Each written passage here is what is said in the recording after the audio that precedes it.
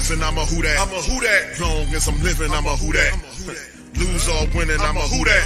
Sports coma, yeah, this is where we do that. Where we do that, where we do that, where we do that, where we do that, where we do that, Boogie like Benson, I'm a who that. I'm a who that. Sports coma, this is where we do that. Where we do that. Welcome, welcome, welcome. Somebody please better help. Running this thing like Elf. I thank God every day I'm not a felt. Go to YouTube live with Big Q and the guys. If you ain't ride or die, the bandwagon get flipped. Been marching in, that was way for the ring. I was yelling out your shame for the championship. Fucking on town, duck down. Falcons, pluck, get shut down. Panthers ain't much touchdown.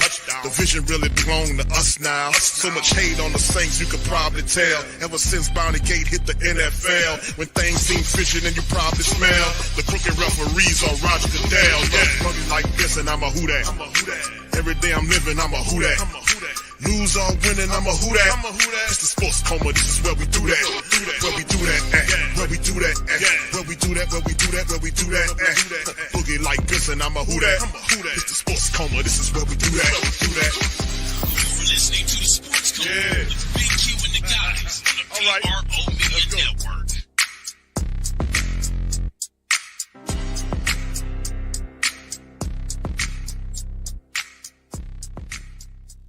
To the fam, everything's a go, and we good to go. Black and Gold Nation, shout out to the fam. Appreciate y'all being in the stream, man. We doing our thing, and doing it very well. So shout out to the fam, man. Like I said, yes, it's a new system. Actually, it's an old system that we've updated that I haven't used in a while. It kind of reset a lot of things, so I spent a lot of time over the last couple of days kind of putting it all together. So big ups to the fam, man. Good to see y'all in the chat on this one, man. Sports Coma representing it like I've been saying for some time now. Welcome, welcome, welcome. You're now rocking with the Sports Coma with Big U and the guys, where we have intense, entertaining, educating, enlightening sport talk from your favorite sports fam. We up in this thing. So listen, fam, I hope you guys have had a fantastic time this weekend. I know it was some time for you guys to kind of chill back for the 4th of July. Some people have days off. Shout out to the guys and gals who had 4 days off, man. We up in this thing, and listen, man, we're getting close, man, to some football coming up. And listen, man, let's talk some football today. So I was going over some stuff. It been all Pelican stuff with me, some boxing stuff, all kind of stuff. You know, whothatdaily.com. It's always something twisting and turning, but man, listen, in the end, there's always something to talk about. But anyway, in tonight's broadcast, I wanted to go over this article. Shout out to the Saints News Network, brother Kyle T. Mosley. Shout out to you, brother. And Jay Hendrix. Jay Hendrix had a article that he did, fam, that was actually pretty damn good, man, that I want you guys. And it just was, all it was just asking questions about the Saints coming up on training camp. So I'm thinking in my head, I'm like, yeah, that's some great questions to ask. Let me see if I can answer some of them goddamn questions. Let's get something popping and snapping. So anyway, big ups to y'all, man. Appreciate y'all being in the stream as always, man. Good to see y'all. I see everybody in the chat, man. Much love to y'all. OG Jerry, Tuck, good to see Tuck in the building. Brother Tory, shout out to you. Cartel, shout out to you as well. Who else we got there? Throat Cutter. Okay, there you go, man. What's up, man? I ain't been seeing you in a while. Good seeing you, brother. Big ups to you. Brother Edward is in this thing as well. Mr. O, how you doing, fam? Mr. O's Universe, shout out to you, brother. Good to see you in the stream as well. Big ups to everybody. Gundam, what's up, brother? How you doing? Dre Day, Dana, shout out to the Queens, man. Who that dad is in this thing as well.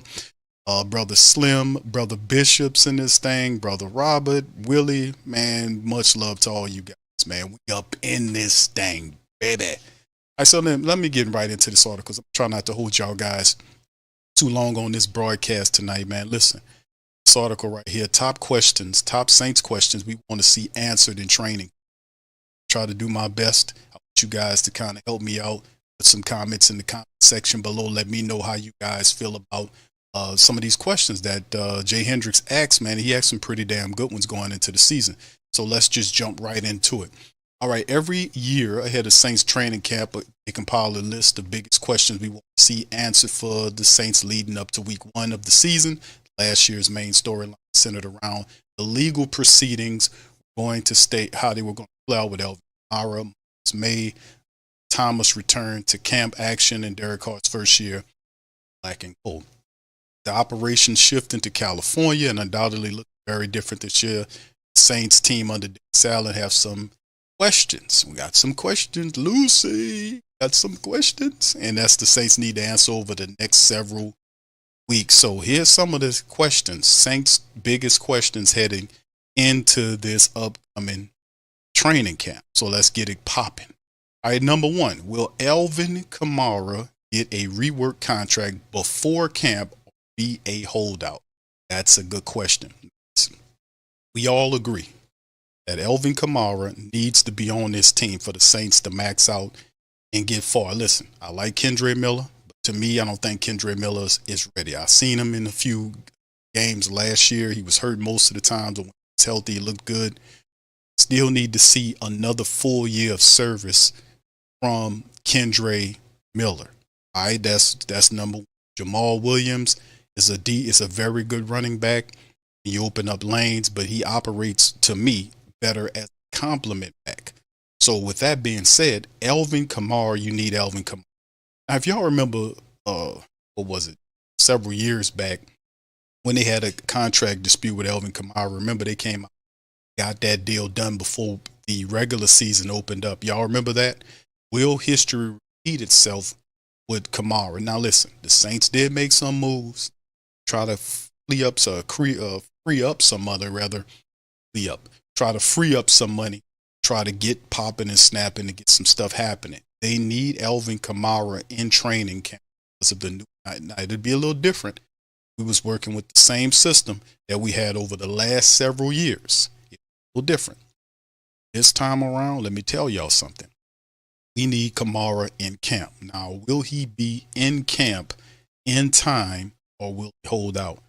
I say the Saints need to get that done. I'm going to say he should and he will get him into camp in time because you need Alvin Kamara putting this new system in.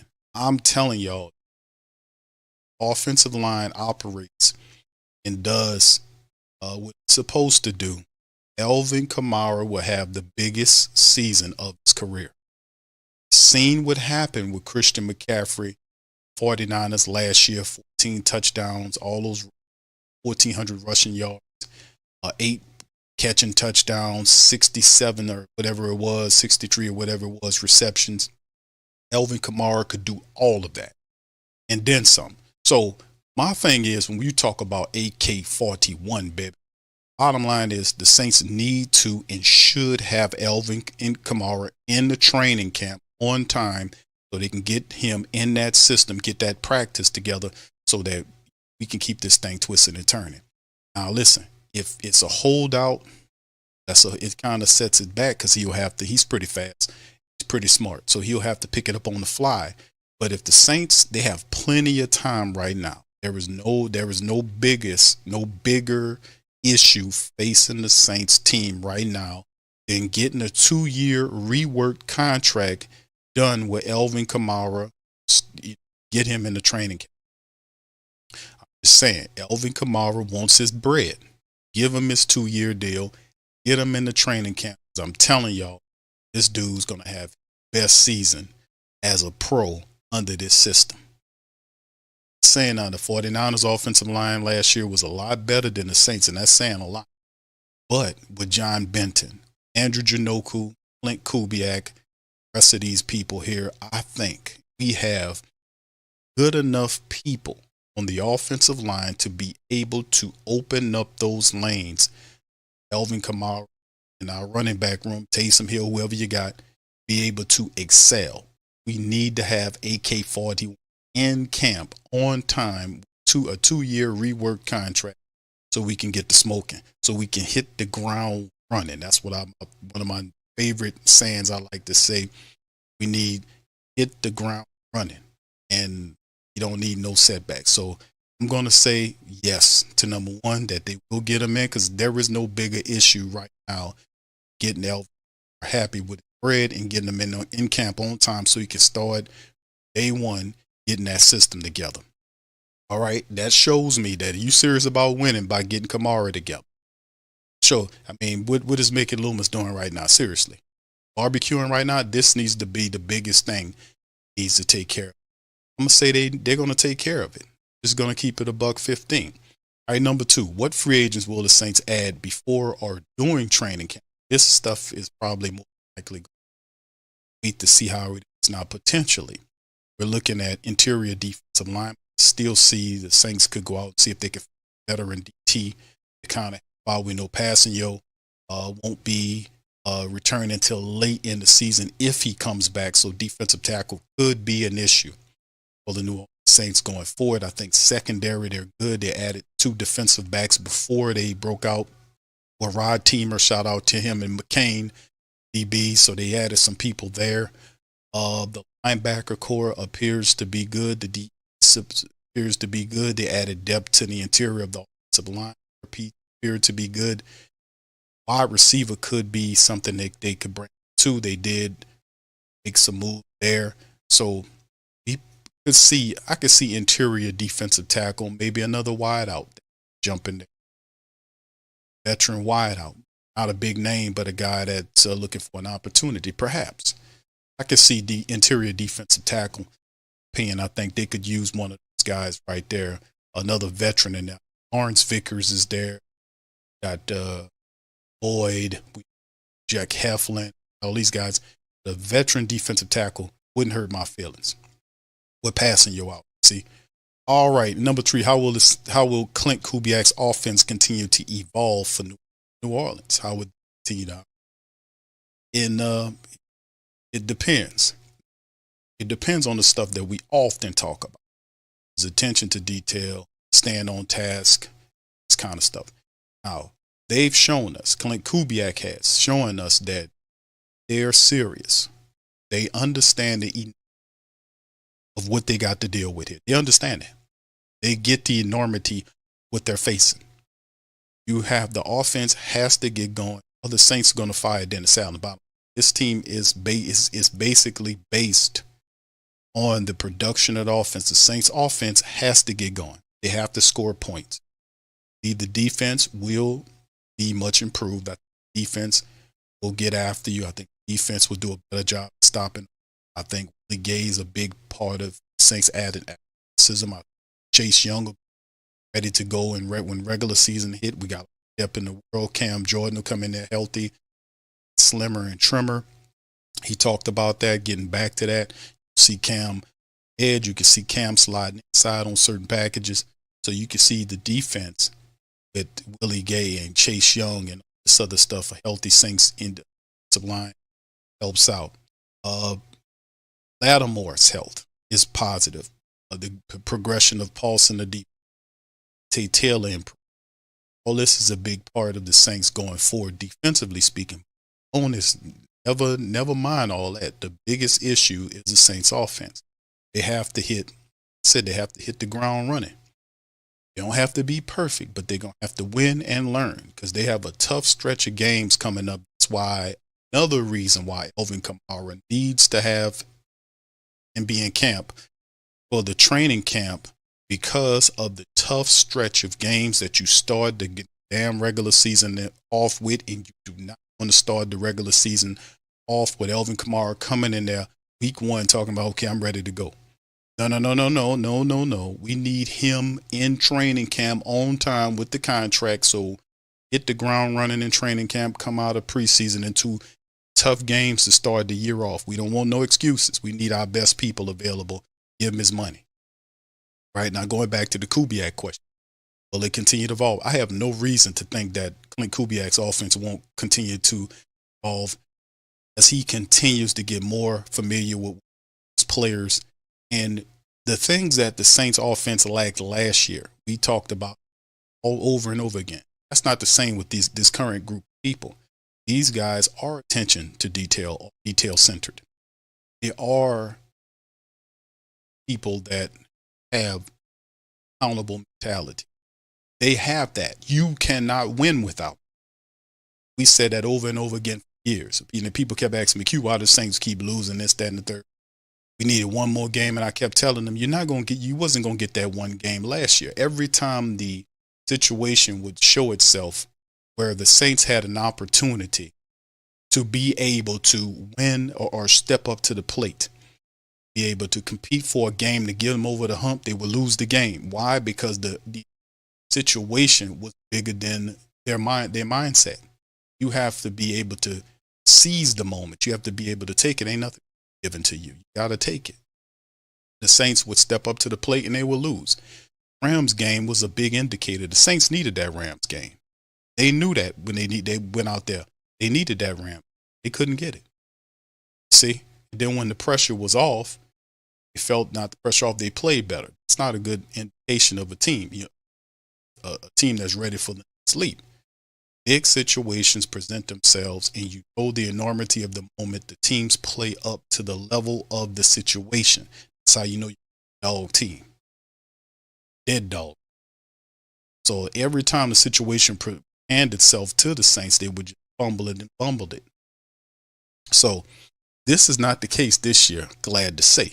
We got the right collection of coaches that'll get that talent where, if you don't believe me, listen to what Derek Carr was saying about Andrew Janot and Clint Kubiak. We've played that before. He was saying they're on him about every little thing. They're talking about his foot. He said this out of it. If you can ferret through all the word salad, he said that his working on his footwork. They even said that we were his footwork together, his timing, his progressions. Which all of the top two was something I was looking at. The footwork I wasn't really too much worried about. But they want to make sure his footwork is right, which is basically they're taking Derek Carr and they're just turning him into what they need him to be. That's what it's basically turning him into what they need him or want him to be. No, we're not going to let you do this. No, we need you to do it like this. And then when he did it, okay, that's great. That's fantastic. Now do it faster. See? So that's a positive. That's something that New Orleans Saints coaches, Janoku and others, have that accountability model. They have it. So, I mean, that's not this clown in the, what's the rodent, Pete Carmichael? He's gone. He's out of here. He's in foul of Sean Payton to Denver. He's over there eating cheese under the table for Sean Payton. So we don't have to worry about him. But I expect the offense to continue to evolve with Clint Kubiak because they're accountable. And they're serious about what they do. And they know what the hell they're doing.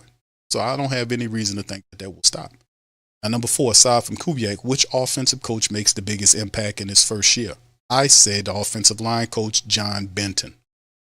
There is no more important coach when you start breaking it down who really needs to have a major impact. The biggest position group that needs to change and get to the next level is the offensive line. There is no success with the Saints without that offensive line doing what it's supposed to be doing. That's Penning, who slide the right tackle. Saying that for years, I said that's the position. Watch how better he looks there. Tackle position with Fuaga, he'll have some bumps and bruises because he's a rookie. But if you allow the rookies to be able to run block, that builds confidence when it's time for you to pass. So if you can allow all out people, that builds confidence. We do have a solid interior situation now. Nick Saldiveri was looking pretty decent when he was playing. We don't know what we're going to get with Nick. I think Nick's a good offensive lineman, but he'll have to prove it. But there's a lot of question marks. John Benton has a bunch of young offensive linemen that get together. But there is no bigger and more important group of people to the question of Saints' success than the Saints offensive line and John Benton, who's the offensive line. There is no bigger person. If he doesn't do his damn job, there is no success. There is no protection of Carr. There is no running attack. The Saints break down. Dennis Allen gets fired. Somebody else coming. Offensive line has to improve. That's a major job, John Benton. So that's my answer to that one. But number 4 is, besides Kubiak, which new offensive coach makes the biggest impact in his first year? I say it's John Benton. And I love to hear more interviews from John Benton too, man. That's the dude. All right, number 5, how will the top position battles of training camp play out? The top position battles, obviously, to me, top position battle in camp is the linebacker position. Pete Werner, Willie Gay. To me, that's the top battle there in the Saints camp. Y'all let me know which ones. Outside of that, of course, you can look at the third wide receiver battle, A.T. Perry and Cedric Wilson. You can look at that. What other position could you really go over? Say, okay, that position is up. Cornerback positions are pretty much settled. You could probably look at Alontae Taylor versus Kool-Aid McKinstry, although I think Alontae has him right now. We'll see how Kool-Aid looks coming off the injury. The other safety position, is it really Jordan Howden's? I know Howden dealing with some stuff, and Jonathan Abram was playing pretty good in practice without him being in a position to need that. Is that position open up? Is that position open up? Is it just simply Jordan Howden's position? See what I'm talking about? So to me, the biggest positions coming into this training camp is a handful of them you can really call out. You know, of course, we're looking at the kickers and punters. We don't talk about that because the Saints could very well fire both these guys and get new kickers and punters. Their jobs are not solidified. If those other guys kick better than them or punt better than them, the Saints will switch it up. They don't have no loyalty to kickers and punters right now. So if you look at the biggest there, I would say Pete Werner and Willie Gay. To me, that's the biggest.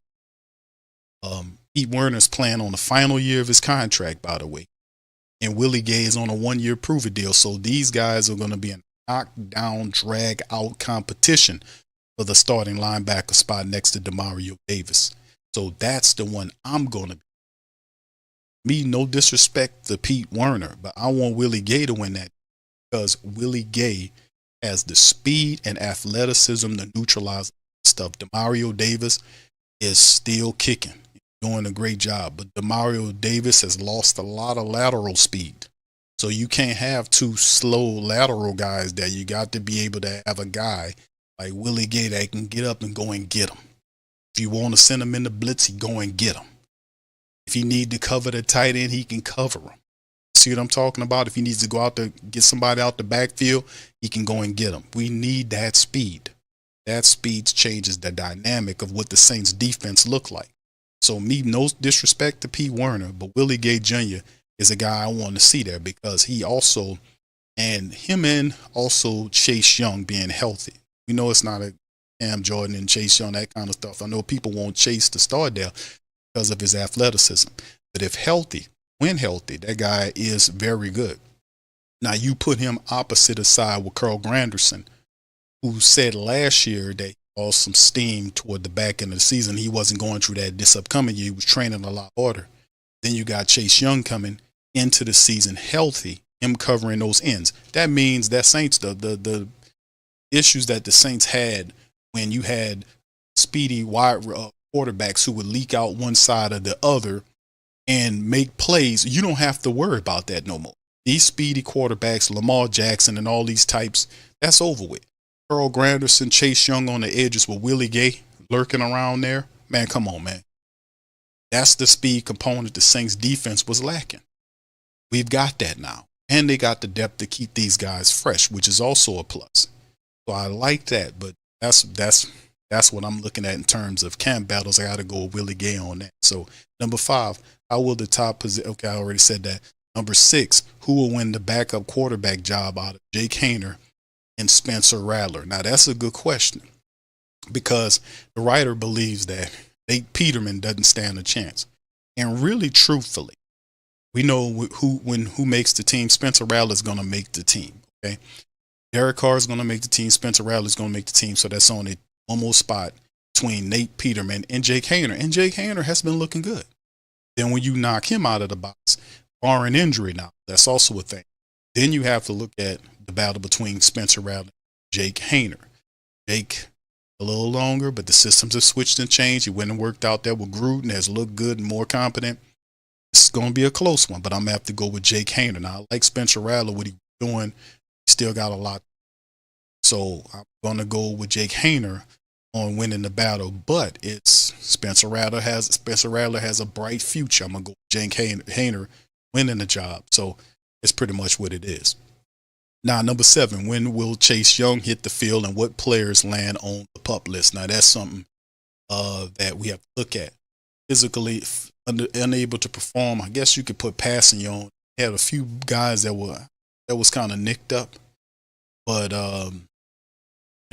they don't want to IR passing yo just yet, right? So, because Dennis Allen did say that he's not going to rule him out for the end of the year, and that he could be possibly ready for later on in the year. We're talking late year, back into the regular season. So could we possibly see something like that? That's the only guy I got. Now, you do have a few people I guess you can throw on that, but we'll see. But Chase Young, according to reports, he's supposed to be ready. For a regular season. That's what they were saying, that Chase Young's supposed to be ready for the regular season. Week 1. That's some of the reports. Now, unless they done changed, but he's on tap to get ready to be there for the regular season. Now, bear in mind, that was a neck surgery. Neck ties the back, right? And you want to take it slow with him. And the Saints really don't need to rush him. So if he needs more time to ramp up, so to speak, to get there, you have the depth to do it. Cam is healthy. Got Peyton Turner, have Isaiah Foskey, have those guys. So you want to kind of take it, a delicate approach or a slower rehab process with Chase Young to make sure he's 100. Then you have the benefit of doing that, because the Saints have a loaded defensive end room that will absorb those type of injuries until Chase Young is. All reports, they're saying that he's supposed to be ready to start a regular season. That's what I'm. Unless he had a setback that they have not reported on, but as we get closer to talking to these people, start asking questions, they'll give you updates on these people as we get into training camp or full training camp. All right, number 8. Will Peyton Turner and Isaiah Foskey, the Snowman, make the necessary impacts for the Saints defensive end? Would say so. I mean, because listen, Isaiah Foskey is a developmental defensive end. Last year he didn't do too much. He just kind of sitting there, learning on a slow ramp going up, because there's a lot of people ahead of him. We talked about Granderson. We talked about Chase Young comes back. We talked about Cam coming up off the ankle issue, lighter in weight terms than what he was originally. Last year he's playing at a lighter size. He anticipates that helps him gain some of his speed back and his durability, which makes sense. So that helps. But Peyton Turner is a guy that's, Peyton Turner got to put up, man. Really do have to put up. And by the mere fact, the Saints went and got Chase Young on a 1-year prove-it deal, and just went, let's go get Chase Young, and just mushed him down. That don't speak well for Peyton Turner, to be honest with you. And boy, when the Saints, I tell you, when you say something about somebody, man, boy, you got to watch out, because it might stick. They kept saying when they drafted Peyton Turner, they were saying that this kid reminded them Marcus Davenport. Boy, and has that not rang true? Boy, has that not rang. This dude missed a lot of time. Fortunately, this is a lot of time. Fortunately. But Isaiah Foskey, see what happens, man. But injuries impacting, like we said, Chase Young's supposed to be regular season, which means that the Saints probably be kind of ramping him up in the training camp into the preseason to get ready for it. If that's the case, then they'll have reps for these other guys to kind of get their games together. Peyton needs to step up big time. Isaiah still has time. But Peyton Turner, man, that's an indictment on him as a defensive end for the Saints and what they think about him when they went and got Chase Young. Just telling you. All right, anyway, number 9, which second-year drafted player takes the biggest leap for the Saints out of Brian Bresee, Isaiah Foskey, Kendre Miller, Nick Saldiveri, Jake Hayner, Jordan Howden, A.T. Perry? Now, this is by far the most difficult question that Jay Hendrix has placed so far. All right, which second-year player takes the biggest leap out of Bercy. It won't be Foskey unless injuries hit. Kendre Miller, he's third in the depth chart line behind Elvin Elvin, Jamal Williams, and then Taysom Hill's going to be in the mix. So I can see Kendre having a part, but I don't see him having a biggest leap out of the rest of them. Nick Saldiveri is a question mark because we don't know what Nick Saldiveri is doing, even though he's in position right now. Jake Hayner will be more of on the backup side. Jordan Howden's a good question. Jordan Howden. Can Jordan Howden step up and really get to that next level? He was rookie last year. He's coming into his sophomore year. Remember, that sophomore year thing is big. As a secondary member, had Alontae Taylor coming out of his sophomore year. They struggle.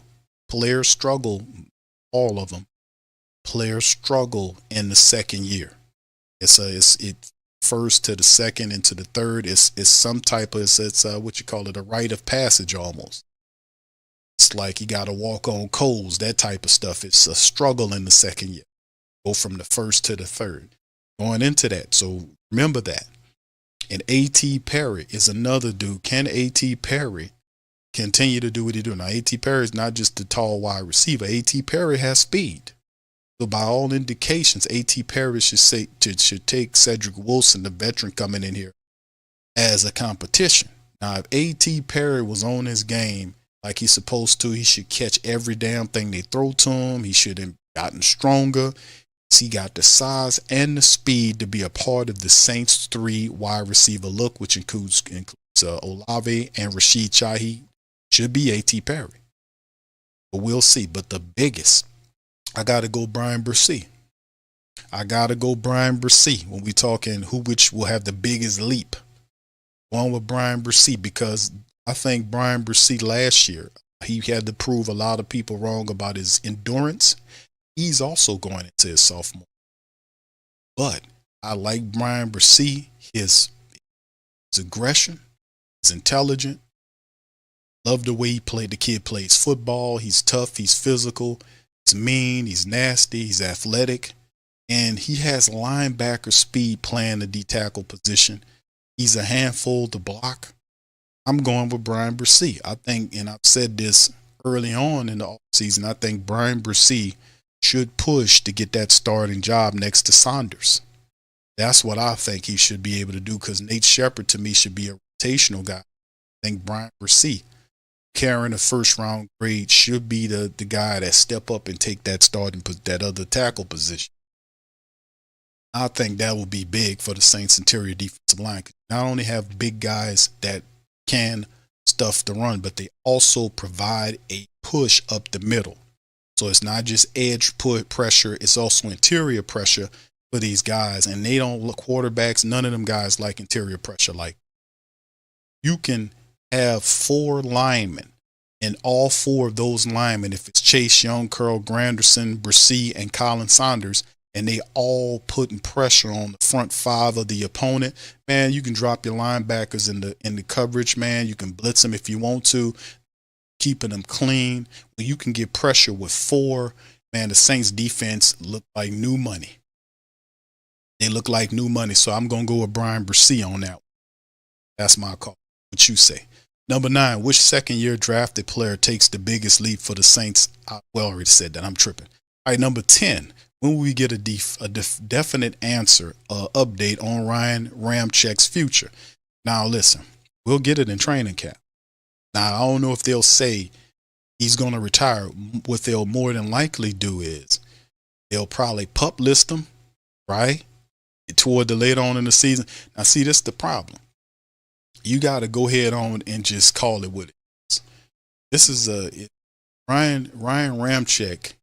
And Dennis Allen said this the last time they gave us an update on Ramczyk. Ramczyk should be, he should have been already placed on IR, and Ramczyk should already have been getting that surgery. He did a minor surgery, which I think he did like a scope or a clean out or whatever the report was indicating. But they were saying that he was supposed to get major surgery on that knee. He needed major surgery, which means that he would not be able to play football for this year, and more than likely he would have to walk on that. He would have to rehab that thing and come back, maybe try it next year or whatever, depending on the timeline. Now, had he committed and did this early on, he could be well into the process. If he would have did this at the start of the year, he would be well into the rehab process already. He'd be well into it already. But this lingering thing, Ryan Ramczyk can't plan on that knee like that.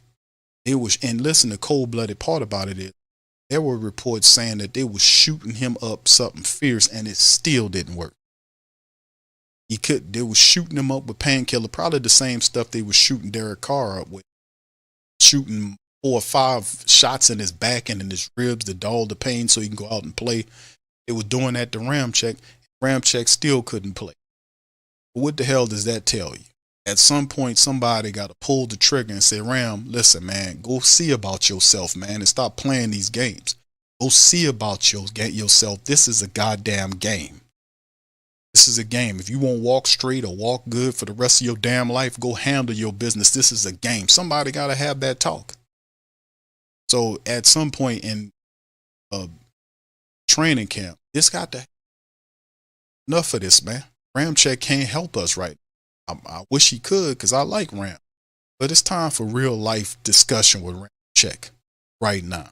He needs to be placed on IR. He needs to go get that major surgery on that knee. Get into your rehab. And then by the time you come off of that, I think Ram will still be under contract with the Saints. So he'll still be young enough to still continue a career if possible.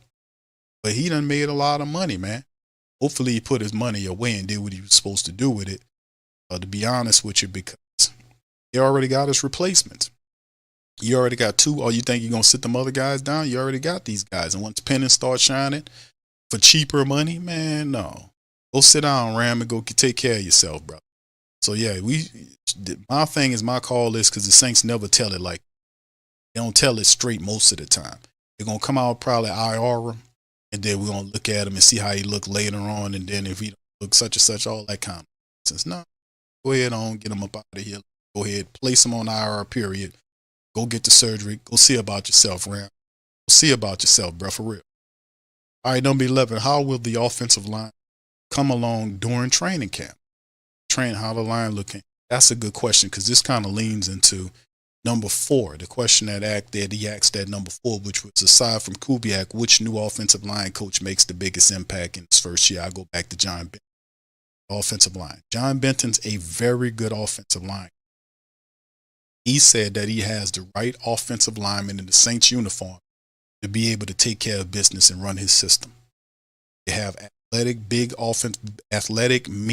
big offensive linemen that can move and get to certain areas of the field, cut off pursuit, open up, get to spots before defenders get there, and then also cut off pursuit so that runners have an opportunity to get to the next level unabated. That's John Benton's system. Now, he does have that. Nobody's going to say Trevor Penning is not nasty, and then he's not that athletic, and he's not strong. He just hadn't put the game together. Now, if you feed into his best attributes, just like you do Talisi Fuaga, the rest of these guys, like a Nick Saldiveri, all those guys know how to run block, and they're athletic. They can move. All of them. McCoy, Ruiz, all those guys can move. So that seems to be the prerequisite. John Benton to have success, those guys have to be big, strong, and have temperament, and those guys do. So they have to develop that. Now, I do like the nastiness that Fuaga plays with and Penning plays with. I like that. Hopefully that translates across the entire offensive line. It's far too often we've seen last year under Marone.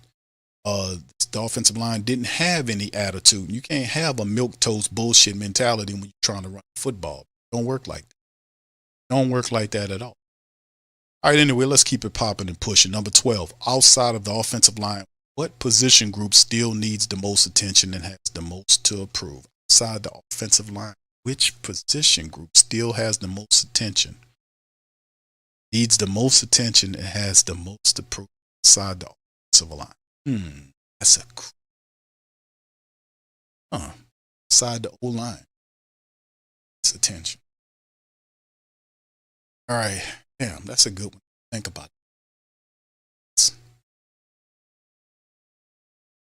the most attention. The defensive line, defensive ends or tackles. We can use another veteran interior lineman. Not the linebackers. I think we're in good shape with the linebackers. Not the cornerbacks and secondary. I think the secondary is all right. I'm not mad at the secondary. Somebody else in there. Got Chris Harris. What's his name? Chris, what's the man? His name. Came over. He's there. I'm going to have to go with the tight ends. I'm going to have to go with the tight end group. Saying they and needs the most attention. Now, I ain't going to say they need the most attention, but Juwan Johnson got to step up.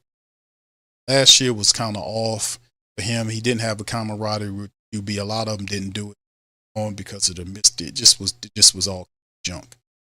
We need more from the tight ends, ain't no doubt. I want to push everybody aside. We know the offensive line sticking point. The running back room is awesome with Taysom Hill there.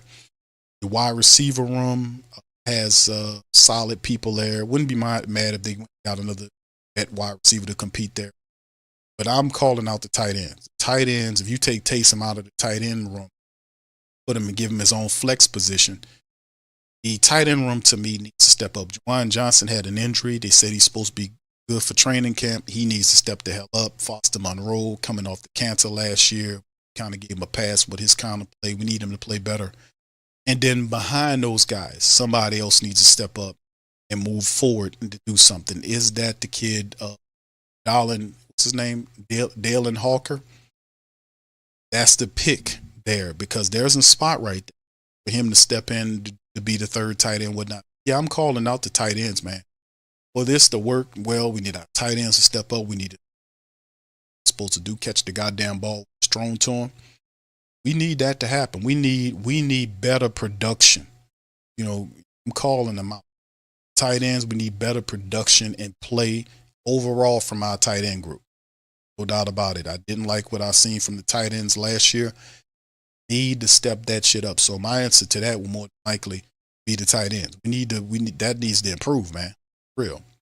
Because I was thinking Juwan Johnson was gonna have a year last year, but you had issues with the quarterback and then Carr got hurt, and then it was very obvious, like when he was getting shot up with painkillers, his accuracy was not there.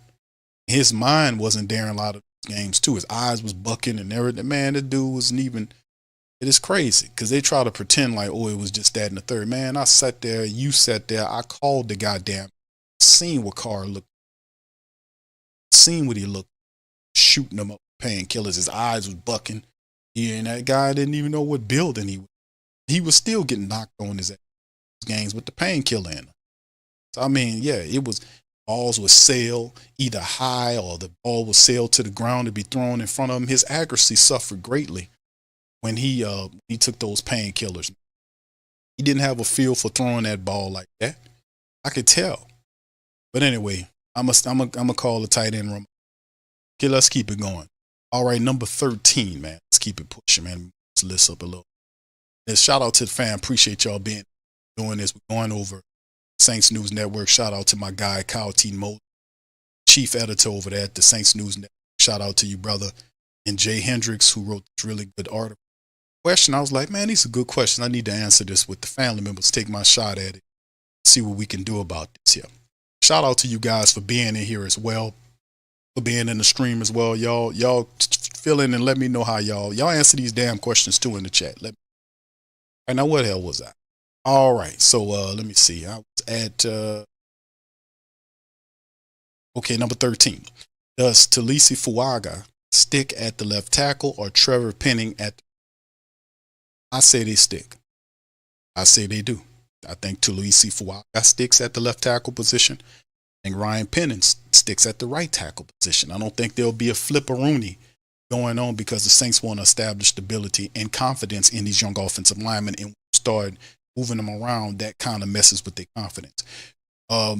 Trevor Penning had a terrible situation that happened with him. He wasn't. Now, what's the difference with Fuaga this year? Well, you got to look at it. It's the offense. When you know you have young offensive linemen, you can't be doing all this passing. You got to be able to run the football and give these guys an opportunity to kind of gain some confidence because these guys, that's what they do. They can run block. So if you're running the football and you get into your play action bag, the quarterback is on time getting the ball out, that builds confidence in the offensive system. It does. So the thinking coming into this, and this is Clint Kubiak, this is Andrew Janoku, this is John Benton, all alluded to the fact that they want the Saints to run the football. Then Kubiak tried to throw the media a curveball by saying, what kind of offense you want to have? That's based on the players. What do you mean it's based on the players? So they have a idea, saying what kind of offense we're going to run? No, I think that was a curveball, because out of all the interviews and things that he was saying, everything was consistent except for that statement. I think he was throwing curveballs on that one. He threw a curveball. I ain't buying on it. I say I'm not buying that one, because it has to be the running attack. Because Derek Carr, you can't sit up here and say that Derek Carr is the answer. Derek Carr is learning the system like everybody else. Your best chance to win has to be through the running attack, setting up the play action. That's what it's about. Getting his footwork together, his progressions together, and getting him on time is all a part of the play action model. If the offense is running the football, doing what they're supposed to do, and the safeties are coming down and run support, that leaves opportunities for him to find guys on matches or maybe a blown coverage play. So it has to be through a running attack, which is why John Benton is so important. So I do think Fuaga sticks at the left tackle position. I also think Penning sticks at the right tackle position. I don't think it'll be a switcheroni. If there is an issue, it's because of injury. I don't think Penning struggles like he did last year, the year before, whenever that, when he got in at the left tackle position. I think Fuaga will have a few bumps and bruises, a few, issues here or there, because he learned in the position, learning to play on the left side versus being on the right side.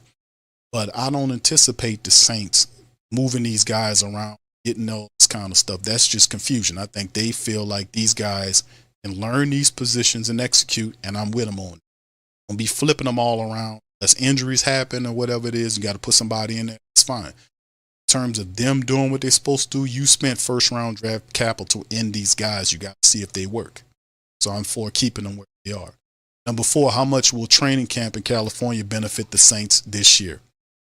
I think it benefits them right now because it's not as hot as it would be if they was training in New Orleans or in Metairie. The weather's better. So it'll be like a vacation of sorts, because they're going to be going out there to chill out there in California with the great weather and all that stuff. They'll have a ball. It's beautiful weather and all this kind of stuff. So it'll be good. But, that's the only benefit I see. Most of the times when the Saints practice in the hardcore heat of New Orleans, it kind of hardens a bit. But under Dennis Allen, I don't know if I could say that, because at times the Saints were showing some toughness, but not the intelligence. Being tough is one thing, being intelligent is another. You see what I'm hitting at? Because you can have the endurance or whatnot, but if you ain't got the intelligence, the situational awareness in football, that's from a coach on down, you're not gonna win a lot of games. You get what I'm talking about? So I don't think it's a major benefit in terms of going into the season for them being out in California. I think it's a current benefit. The weather is a lot better if they was in the swamp down here with that heat kicking on. So that's my call on that. Number 15, which free agent pickups will make the largest impact for New Orleans? Which free agent pickups? Which free agent pickups? Which free agent impacts? Well, let's look at them. Well, you had Will Harris is the dude I was thinking about. Will Harris, who they picked up from the Lions, right? Will Harris can play corner and he can play some safety for you, so he give you a little versatility in the secondary. Injuries pop up. But in terms of free agents and impact, you got to look at number 1 on the list to me is Chase Young. Chase Young was the biggest, splashiest signing, that the Saints had up to this, prior to, Willie Gay and all that. I'm going to throw him in the mixture. Chase Young at the money position, at the defensive end position, coming off the surgery now and supposed to be ready for regular season. That's a big one right there. Because Chase Young do what he's supposed to do and stay healthy, and I think he could, because the Saints can rotate enough to keep him fresh because they deep there. So I'm going to have to put Chase Young at that as being an impact player simply because he mans the edges Carl Granderson on one side, Chase Young on the other side. That's two big athletic guys because Carl's 6'5", Chase is 6'5" or 6'6". They're big athletic guys that man the corner. Not only do they get pressure, but they also do an extraordinary good job of playing the run. Also, you can't have the quarterbacks with escapability to be able to move out and get yardage without Chase Young and Carl Granderson running them down. Not to mention you got Willie Gay Jr. in there somewhere doing what the hell he's supposed to be doing. So that's another thing to watch out for. So Chase Young, Willie Gay, those guys are there. Outside of that, you can talk about guys, I guess, like Cedric Wilson. What can Cedric Wilson bring to the wide receiver room? If A.T. Perry's not ready to step into the third world, got a veteran. But Cedric been in here 5 or 6 years, been in the NFL, a pretty decent wide receiver. When throwing the ball, he catches it, runs decent routes. Don't have a ton of speed, but the dude is a baller. He can help you. So you got a few people there from an offensive standpoint. The Saints brought in to help out. Like I talk about, Will Harris is another dude that brings some versatility. Secondary in the corner and safety situation. If you have injuries or issues there, you got a guy that can move. That's pretty much a couple of the guys that I'm thinking about in terms of that. And yeah, I guess you can mention guys like Lucas and the others, Lemieux, that the Saints have on the interior offensive line, guys like that. If Shane Lemieux could remain healthy, he is a guy that has tremendous upside. So if you look at Nick Seldevariant, if Lemieux's looking to challenge for a guard position and he stays healthy, price that they're paying, that's been the issue with that guy. Guy is good, he just can't stay healthy. Saints can be fortunate enough to get Shane Lemieux to be healthy. That you might have something there with him. So that's what I got. All right, so let me keep rolling this here. Number 16 says, which drafted rookie make the biggest impact throughout the camp? Which drafted rookie? Which one of our draft guys will have the biggest impact? Well, you got to automatically say it's going to be Talisi Fuaga. It's going to be Fuaga, right? Because he's a left tackle. That's a big money position on the offensive line. It's the blind side of the quarterback position. There is no bigger impact because the next guy is Kool-Aid McKinstry, who is right now going into the season as the dime back. So it's a big drop off between the rookies there. The rest of the guys are more applying for depth roles. You got Christian Boyd. He'll be a player inside the interior of the Saints defense. Got Ford, the linebacker from Texas, I like a lot. He'll be fighting for a backup position in the line. Offensive lineman out of what's his name? He's Raheem.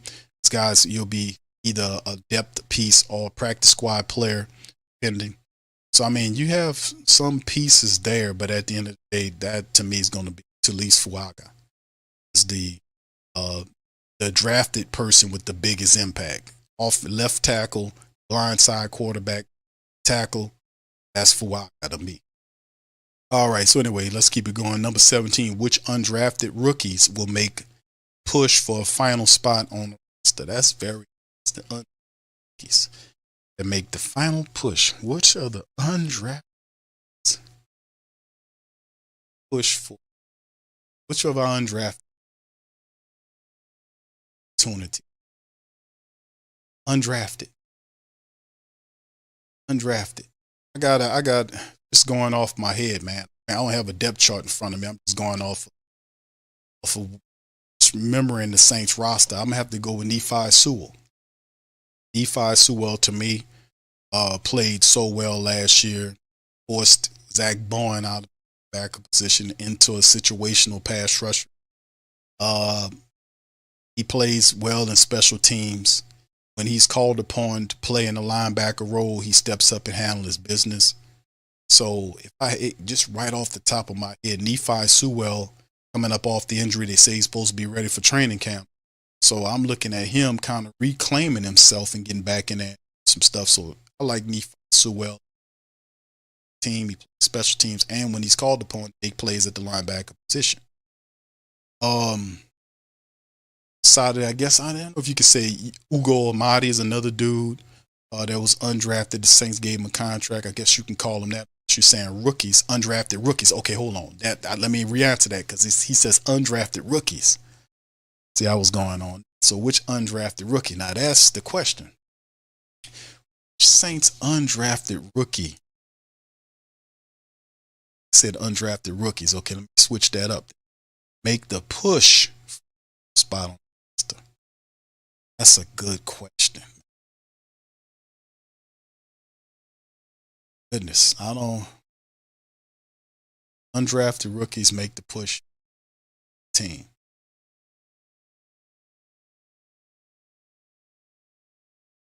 No. Might not have one this year. Undrafted guys make the. Dale Hawker. Dale Hawker. How can I forget that? Dale Hawker, the tight end. Dale Hawker. That's my answer for that. I had to go over it. I had to think about it in my head. Like, man, I'm missing somebody. I'm going with Dale Hawker. Going with Dale Hawker for that one. Which undrafted rookie will make the push for a final spot on? That's Dale Hawker, the tight end. You'll get the third tight end position. That's my answer for that. Number 18. What overlooked players can challenge for a larger role or more playing time? Overlooked larger overlooked player. Bub Means could be. I could say he's overlooked. Overlooked players can challenge. Jonathan Abram. It's coming off the top of my head. Bub Means. Jonathan Abram. Overlooked because people think it could be Jordan Jobs. It could be Jordan's job. How about Jonathan Abram, who's been looking pretty good in training camp, TAs and practice, all that kind of stuff.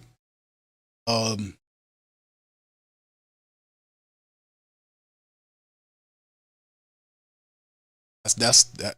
I guess I could throw Kool-Aid McKinstry in there, depending on how he plays. If he can stay healthy, he could definitely push people for larger playing time because he could play special teams as well. He kicks return, punt return, so he can provide special teams help there. That's what I got right. That's what I got. That's all I guess I can look at some of them backup offensive line. Those are the guys I'm around so far. So yeah. Jonathan Abram's a guy everybody's overlooked. What if Jonathan Abram takes that job from Jordan Howden, that other safety position? People overlooking him. He been looking good in practice, just saying. All right, anyway, number 19 as we keep it going here. How will the new kickoff rule impact the Saints' return coverage? I mean, it should have some impact. Super impact to it. I mean, they'll adjust just like they adjust with a lot of other stupid rules. I mean, they'll adjust. They have some impact. I don't think it'll be major. I just think the Saints will adjust. 20. Will Charlie Smith and Matt Hayball be able to push Blake Grupe, Lou Headley into kicking competition? Now, Lou Headley's been punting a lot better. Last year toward the back end, he looked a lot better in TAs and the practices and all that kind of stuff. So at first, last year, he kind of not looked so good, but he's been looking pretty decent in the offseason. Now, Eyeball's a dude that's the guy from Vanderbilt who could punt. And then you got Blake Grupe and Charlie Smith from Notre Dame, I think it's kids from Blake Grupe. Like I said, I don't think none of these guys, if Smith and that's the guy from the national program, if any one of these dudes pushes Blake Grupe and Eyeball for Headley, I think they'll lose. I don't think those jobs are solidified as I said that earlier in the show. I think both those jobs are up for grabs. Saints are not loyal to any one of these guys. They like those guys, but if anybody came along that was better, they'll run them right on off, just like they did the previous guys. So it definitely is. You definitely can watch the kicker and punter battle. I think Lou Headley's in a better position than, say, Blake Grupe. Saying that Charlie Smith is on his bumper and all that kind of stuff, but if it is definitely a thing where if Smith and Hayball could, out kick and punt those Lou Headley and Blake Grupe, and the guy's gonna be on the first thing smoking out. So they better bring their A game. 21. Will we see any contract extensions like Paulson and Debo get done before? I think Paulson and Debo. One. I think Alvin Kamara is the biggest thing. Even though we've seen before where the Saints do make multiple contract signings, like when they reached the last time they gave Alvin Kamara his money. Remember, they also then turned around and paid Demario Davis at the same time. Y'all remember that? Put one in the chat if y'all remember that. So it's not beyond the realm of possibility where they can attempt to do this. But again, the Saints are dealing with a situation where the money looks funny, but they have to commit. I think that it wouldn't be a bad thing to commit to paying Paulson and Debo if you can kind of work the contract, because I think this will be the last time you see the Saints secondary look like this. It all changes. It all changes next year. Whether it's Marshawn Lattimore, all this stuff changes next year. You won't see the secondary look like this. This is the last time to see the Saints secondary. It's what Lattimore, Debo, detail, all that kind of stuff. It changes next year. It has to because of the money. So I wouldn't be surprised, but I don't think it get done by week 1. I do think Alvin Kamara is done for Paulson and Debo. More than likely, you don't want him to go into free agency unabated. So at some point during the year, it's not a central part of the year, an extension will get worked out with Paulson and Debo some kind of way. And then probably the Saints will probably put Marshawn on trade block after the season. But they said that he was going to be here. Hell, we'll see how it goes, man. Because we're within the time frame they said they was going to have for 2024. But remember, when June the 1st started, then you from here to the start of the season for the decide on what they really were going to keep him. They said they was going to keep him, but they're within the window between and start of the season whether they can move him or not. So I don't think it gets done by week 1. If they do, that means Mickey Loomis is on his game trying to work up something. So we'll see how that works. But I say no. 22. Which players can have a break season? Which players can have a season? I already said Alvin Kamara is going to have his best year as a pro in this system. I think Elvin Balls. Chris Olave, I think, is going to have a fantastic year. I think, can Carl Granderson get double-digit sacks this year? He had 8.5 last year, ran out of gas. I think he improves this year. Have a breakout season, but I think he can get double digits. Still see Demario Davis gets 100+ sacks. Would love to see what Paulson and Debo do. That's another dude you might break out list. It's Paulson and Debo. Can he step it up? Who else is there? And then, of course, Derek Carr had 30-something touchdowns, 8 interceptions. Really, truthfully, if Derek Carr does what he's supposed to do, he stays healthy, and he follows along with Janoku, Clint Kubiak, he should have a very solid Saints because he's healthy. He can throw the deep ball. Give him a running attack, which brings into the play action. Should be fine because the Saints have talent at every position, offensively speaking. Running back room is awesome. You still have the flex player in Taysom Hill. He'll be a runner or whatever you need him to be. Also, the fullback there, I think, will be Xander Horvath, who can also run for you. He'll provide versatility. You got the tight end, Juwan, expecting a better turnout seen last year. So the Saints have good talent at every offensive position out there. They got good talent. And if everything stays, I don't think it's a perfect box. You can give them a running attack, safety blanket, and a tight end. Keep him on schedule. He should be able to do a lot better than what he did this year with and whatever and yards and 30-something, 8 interceptions. He should be able to do better.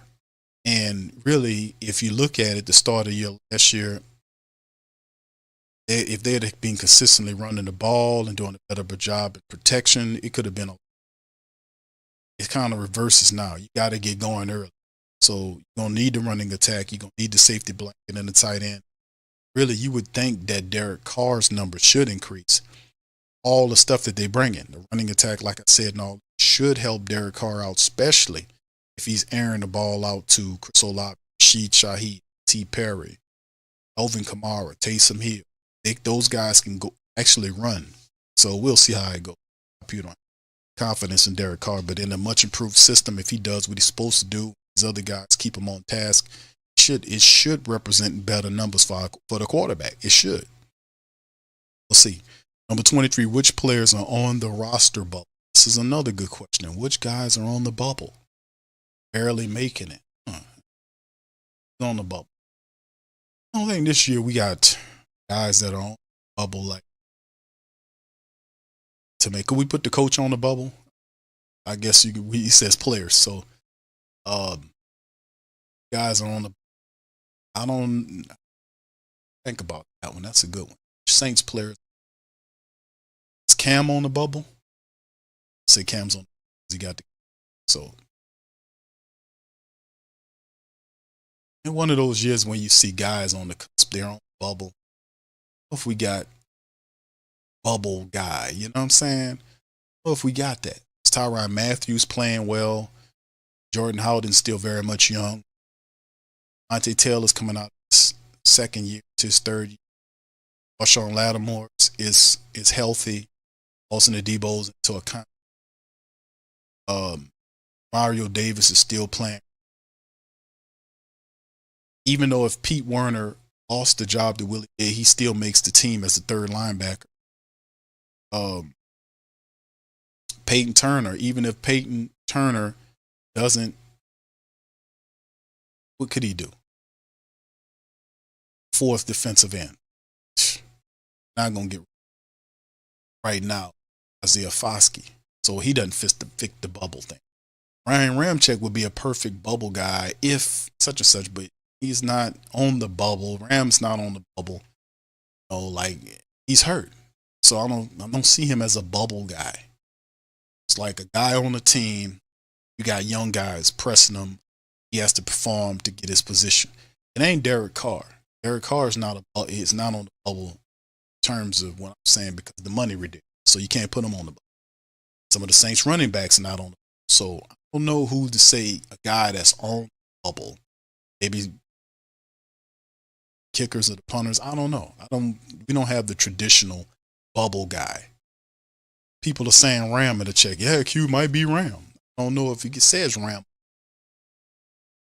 Because Ram ain't doing nothing. Ram is hurt. We in the last report on it is that Ram, he had no progress. So is he? I guess I don't know. If he was, a bubble guy is like a guy that is playing that has a young person pushing him for his position. Now, Ram was healthy and underperforming. He would definitely be the definition of a bubble guy to me. But I guess is Ram on the bubble? I guess you guys could say if he's, I don't know. That's a good one. I'll leave that one to y'all. Bubble guy. I don't have one on that one. I guess Ram would be the guy. I guess. I don't know. 24. Who's under the most pressure to perform and deliver? Absolutely. That's Dennis Allen. Who's under the most pressure to perform and deliver is Dennis Allen. There's nobody else to fire. There is nobody else to fire. Nobody else to fire.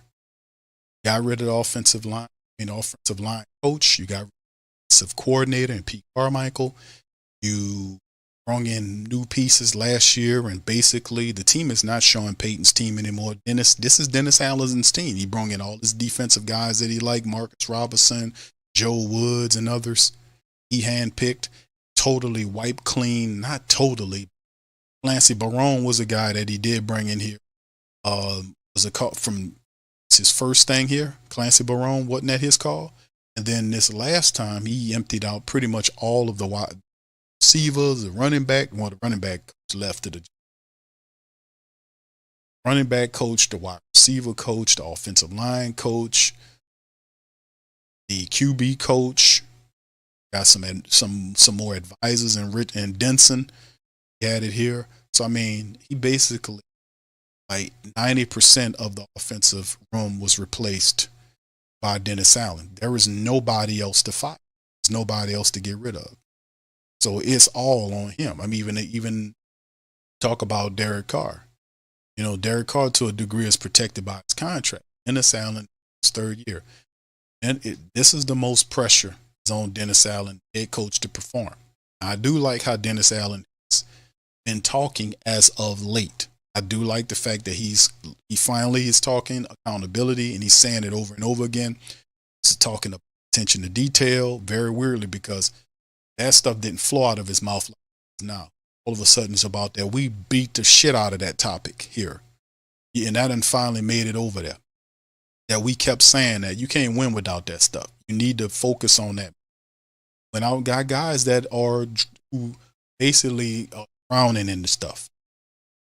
They're super accountable. They're serious. They know it.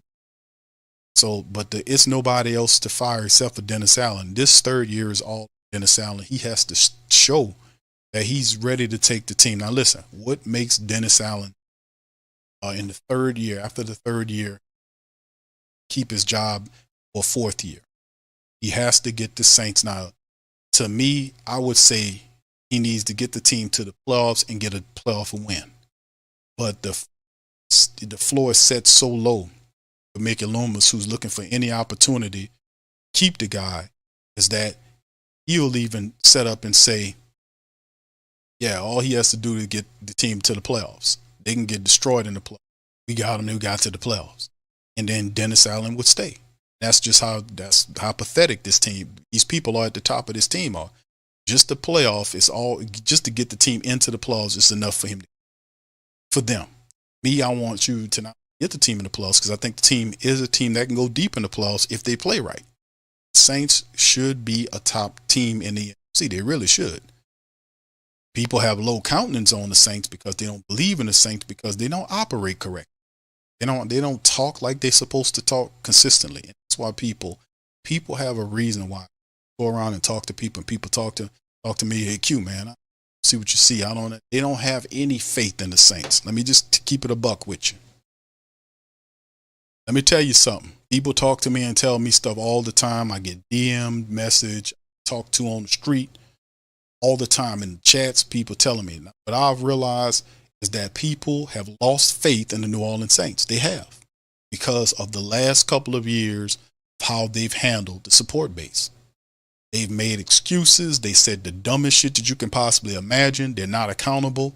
And they've been fully exposed as just a bunch of people that give a shit about money and not so much winning. Winning is a side effect versus getting the bread.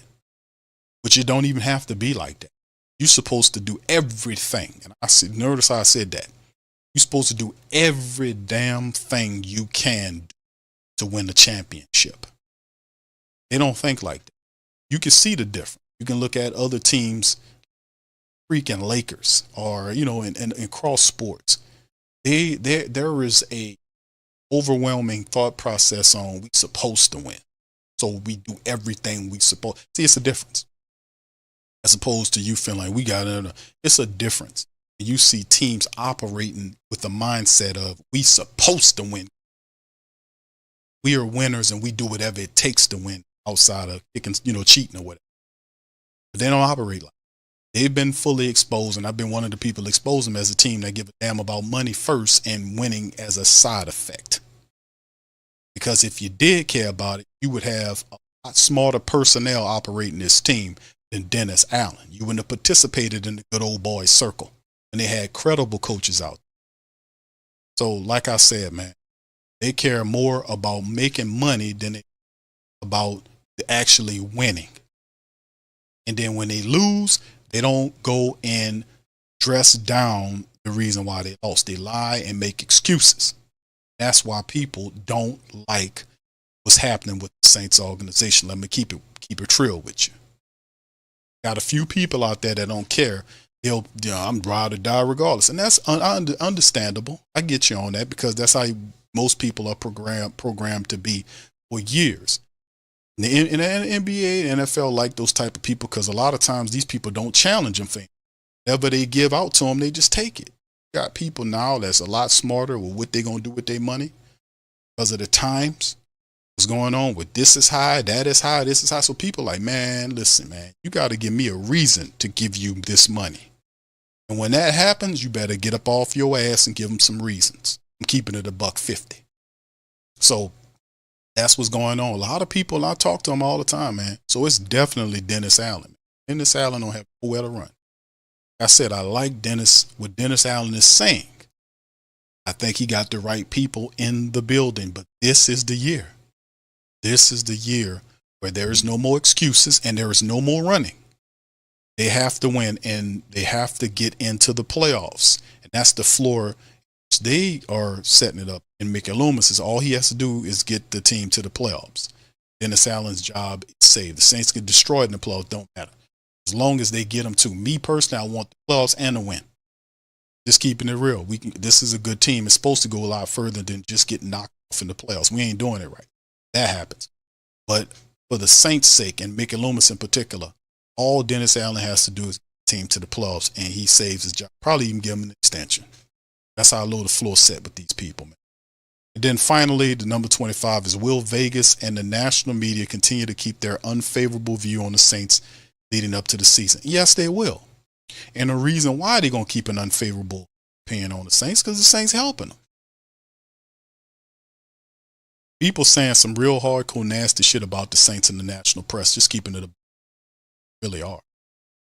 But the thing is, usually I'll be the guy defending the Saints, man. Listen, I find myself difficult to defend mediocrity, stupidity, and just what they've been doing. They don't help themselves with a support base, especially the ones with brain.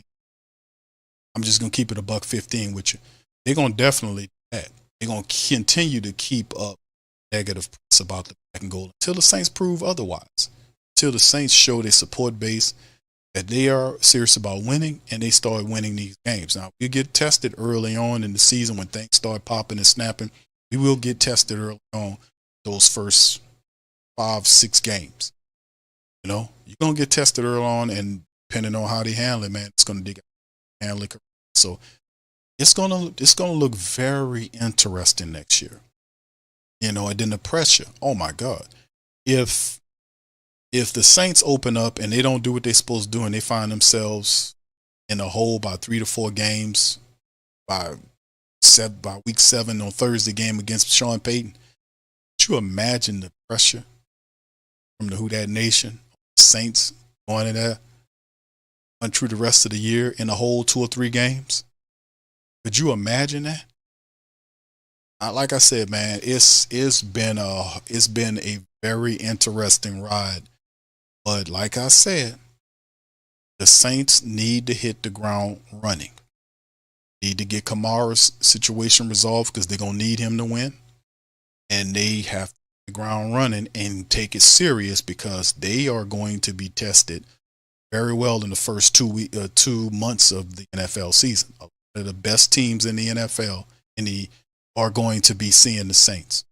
And you don't want to be in the hole coming out of that. You got that. Carolina, I think that's a win. All those other games, you're going to see KC, Philly, and Dallas and all them teams, man, you got to make sure that you handling your business. So this is going to be very interesting, man. Of course, I want the Saints to win. They're going to have to step up and prove that they belong among the contenders. That's what it's coming down, baby. That's all I got for you. Baby. All right, so listen, man, shout out to the fam. Appreciate y'all, man. Let me hit up a few people in the chat, then I'm going to get the hell up out of here by 9:30. That alone, these last 4 days have been easy for you. So shout out to you guys for being in the chat. Shout out to the supporters, our Patreon and YouTube membership family. Much love to you guys. Up in this thing. Shout out to T. Who else we got? YO. Salute to you, my friend. Appreciate you. Good to see y'all in there. Bobby, good to see you, brother. Appreciate you. Lewis, I see you, fam. Big ups. See what YO says. Bad either way, Q. DA wins the season. Clint will be considered a coaching job. Leave us stuck. DA, LOL. That's a possibility. But then you just take Andrew Janoku and make him the offensive coordinator. See, you don't think it's a bad thing. Clint leaves and he performs well and the offense steps up, then you just promote Andrew Janoko in his place. You got the replacement right there, so I wouldn't be that mad about that. All right, shout out Lewis said, man, I respect teams that at least go for it, crash and burn floors. The mentality is with them. That's why you see Philadelphia doing anything. You see Kansas City. You see all the. It's a template that people follow, and it's cross sports. People who are supposed to win, it's a pressure on them to win. Like what happened with Philadelphia. They won a championship, and then 2 years later, Dougie P was fired. Like, man, this dude just won a Super Bowl like 2 years after he was fired, because it's a high floor. Not every job lets you smash your ass and lose like the Saints people do. As long as they're making money, you can smash your ass. They'll cover up your mistakes. They'll do that. That's what kind of people we got. That's what I've been saying, man. You can smash your ass. No, and this no disrespect to them because they got a lot of good that they do. Gail don't know nothing. She don't know nothing about all this kind of stuff. She over relies on guys underneath. Dennis Lauscher, who's the president, Saints and the Pelicans don't know nothing about football on the field or basketball on the court to be called president of your organization. He is the money man. He's the business man. He brings the money, and he should be reformatted. I keep saying this, to being a CFO or chief financial officer. Gail is the CEO, but he could be the assistant or vice CEO, something like that. Create a title be fitting to what he does and move him aside and put somebody at the president position over the Saints that know about football. That's an experienced executive with a high football IQ. They got those out there. Even if you want to move Mickey, keep Mickey as a VP, I have no problem with that. Just give up the general manager position to a younger person who is more in touch with today's game. It's not an unreal request. The time has come. You're out of touch. You don't even do in-season evaluations. That's what you said. So, like I said, man, it's some reformatting that need to be done so the Saints can step into the future smarter team. It's not unrealistic. That is very realistic. As long as you got people that feel like they that comfortable and that entitled, you're going to see the team struggle. Because he believed the moves that he's making is the right moves. And we looking at it saying, bro, what are you doing? It's a big gap in what you're talking about. When they start talking crazy about comparing this Dennis Allen to Chuck Noll or Bill Belichick, boy, it's time to commit that man to the funny farm. Come on, man. Nobody in their right mind would see that dude as no Bill Belichick, man. He's not even close. Don't do that to him. Don't sit up here and put him up there next to Bill Belichick, man. That's wrong to do him. All right, Bobby says, just like I said last year, it's going to come down to situational IQ, coaching, injuries, and red zone play.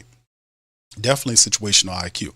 I do think that they have people on the offensive side of it. I think Dennis Allen is a good defense to work with. You just got to get everybody on the same page. And I do think the Saints make the playoffs. I'm going to say it. I said it when we made the show predictions. I think they make the playoffs because I think the biggest hindrance to the Saints making the playoffs last year was a funky ass offense that couldn't get off the ground consistently. I think that they didn't have accountability. They didn't have attention to detail. There was no alpha people running the team. It was just a weak, meek, garbage, back ass Pete Carmichael flurrying around under tables, eating cheese and shit. Outside of that, man, they didn't have that. This time they got people that's football centered that know what they're doing, that are serious. It's a big difference. So, I think that will work. I think the Saints have the personnel and the coaches finally, offensively speaking, to get out of guys on the other side of the ball. So I think we'll be fine in that regard. I just want us to be able to win, just break the playoffs and get in the playoffs and get a W. That keeps Dennis Allen. I don't care if it keeps Dennis Allen if we winning. If we're winning and we getting into the playoffs and we get wins on the playoff side of the ball and the IQ of the offense is shining through and is leading the team, I'm good with that. I just want to win. I want to win. Dennis Allen fails, he gets fired, whatever. But right now, I want to win. That's the bottom. I think we can win with Dennis Allen. As long as the offense on the other side do what they're supposed to do and keep attention to detail, stay on Derek Carr, stay on these guys, we should have some success. We got weapons. We got it. We got wide receivers. We got running backs. We got talent. We got tight ends. We got it. We got it. Just got to keep these guys focused on their job at hand, task at hand. We got a good defense. The guy can coach them up on. We just need the offense to stay on task, stay on code, do what they're supposed to do. Attention to detail and accountability model that Andrew Janoku, Clint Kubiak, John Benton, and others will bring on the offensive side of the ball. We got the guys there. So anyway, Reginald says, you're right, Q. Got to start off last year. Like, all right, we got to hit the ground running, man. I want to win. I want to win. If it's Dennis Allen, if it's not with Dennis Allen, I don't care. We got to win. We must win. We got to do what we got to do. It's buts about it. All right, throw Crowder, who that to you, man. Yo says Saints defense better. Says better punish. Nix on behalf of Sean Payton. Yeah, I think that's going to be interesting, man. It's funny, but like I said, a lot of people don't like Dennis Allen. Dennis Allen, to me, I didn't like what he did with the team and this kind of stuff. But like I said, we know who we got. I'm not petty enough to sit up here and tell y'all I want the Saints to fail so that they fire Dennis Allen. I don't care about it. But I do care because it'll take care of itself anyway. Analyst business. I want playoff win, make the playoffs and get a playoff win. Got to break the year being in the playoffs. I want to get to the playoffs. I want an opportunity to try to get a Super Bowl title. That Dennis Allen or somebody else, it don't matter. I'm a winner. I want to win. I don't like watching my team lose. Not petty enough to sit up here and tell you I would prefer to lose to get one dude. The hell with that. I want to win. That's what it comes down to. I want to win. Whether it's Dennis Allen or not, I want to win. Let's get this playoff thing. That's what I'm talking about. All right, so anyway, man, look, that's going to do it. I'd like to give you guys a shout out. Appreciate you guys for being in this episode of Homa. I want to apologize for my sound issues earlier. Like you guys saying, I had to do a bunch of stuff, man. Working on software, sound right. There's always going to be some bumps and bruises, but it appears that we find out the wrinkles. Listen, man, I appreciate y'all, man. Feel free to hit the like button. Hit the like button. Shout out to Kyle T. Mosley, the Saints News Network. Once again, Bob Rose. Shout out to you guys over there. Jay Hendrix, shout out to you, man. Job on this one, man. Gave your boys something to talk about tonight. 25 questions, and I think we could do to get them answered, baby. So I hope you feel pleased about that. But anyway, with that being said, man, let's step out on that. Appreciate y'all. Y'all hit the like button, hit the subscribe button. I'm going to hit y'all on the next one. Much love. That to you. Yeah. Boogie like Benson, I'm a who that. I'm a who that. Long as I'm living, I'm a who that. Lose or winning, I'm a who that. Sports coma, yeah, this is where we do that. Where we do that, where we do that, where we do that, where we do that, where we do that, Boogie like Benson, I'm a who that. I'm a who that. Sports coma, this is where we do that. Where we do that. Welcome, welcome, welcome. Somebody please better help. Running this thing like Elf. I thank God every day I'm not a felt. Go to YouTube live with Big Q and the guys. If you ain't ride or die, the bandwagon get flipped. Been marching in, that was way for the ring. I was yelling out your shame for the championship. Fucking on Tampa, duck down. Falcons, pluck, get shut down. Panthers ain't much touchdown. The vision really belong to us now. So much hate on the Saints, you could probably tell. Ever since Bounty Gate hit the NFL, when things seem fishy and you probably smell the crooked referees on Roger Goodell. Yeah, running like this and I'm a who that. Every day I'm living, I'm a who that. Lose or winning, I'm a who that. It's the sports coma, this is where we do that. Where we do that, where we do that, where we do that, where we do that, where we do that, Boogie like this and I'm a who that. It's the sports coma, this is where we do that. You're listening to the Sports Coma with Big Q and the guys on the PRO Media Network.